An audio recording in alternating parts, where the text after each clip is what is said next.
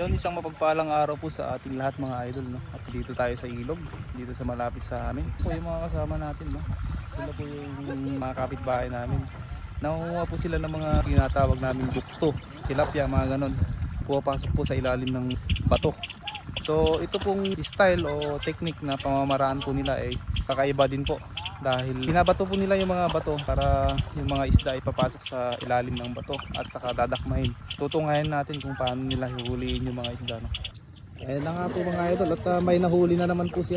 Kanya na tiliw mo? Bukto? Bukto. Malaki. Sabi. Ayan, ganyan kalaki po yung mga nahuhuli natin dito. Ganyan po yung technique. Maramihan sila, marami sila. Sige. Parang tinataboy po nila yung mga isda, pero pumapasok po sila sa ilalim ng bato, ano? Yan po yung tinatawag naming bukto mga idol. Sa inyo po mga idol, ano pong tawag sa inyo yung ganito? Ayan, ang laki.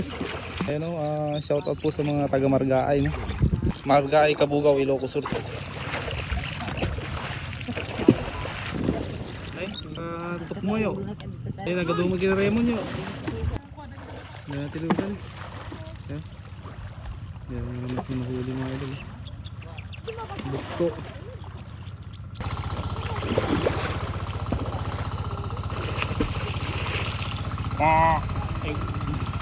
Yung kalabaw dito mga idol.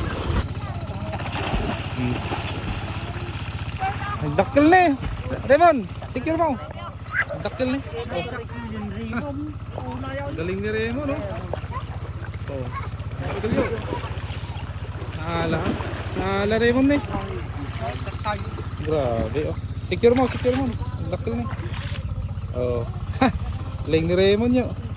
Ito yung bayaw ko mga idol. Galing pala sa dakmaan din to. Ayan, oh. Ito yung pag lumaki to, plapla ito. Malaking isda talaga. Taman eh.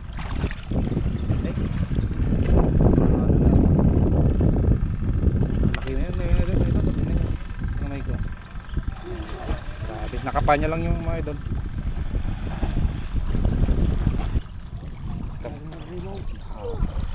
Ang lalaki yung mga nahuli niya.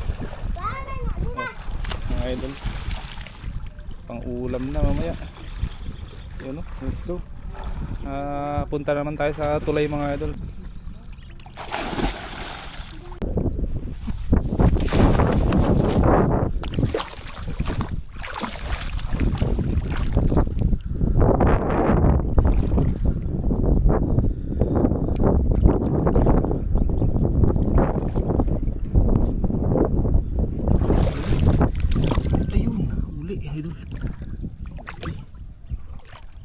Laki.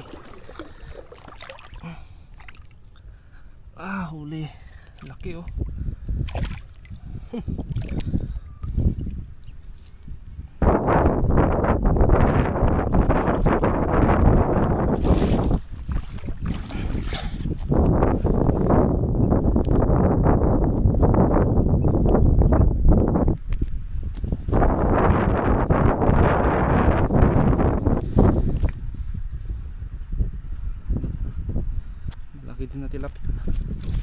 Malaki din na tilapia.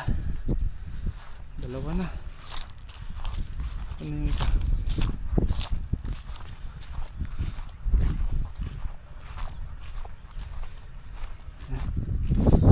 Dalawa na idol.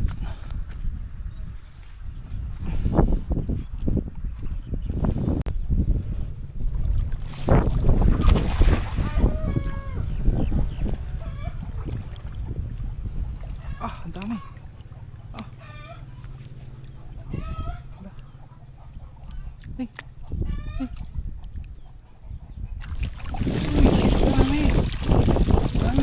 Idol, ito yung huli natin kanina, oh. Yan. Humiwalay tayo sa kanila kanina. Nakahuli tayo ng malaking tilapia. Saka ito, maliit na tilapia. Tapos may dalawang bulan-bulan. Nilambat ko yung mga ito mga idol. Kasi ang hirap maglambat dun. Ito, banak. 3 banak. Nakatakas yung isa. Yan. Banak yan. Parang bangus. Pwede na yan. Pang ulam natin ngayon. Let's go.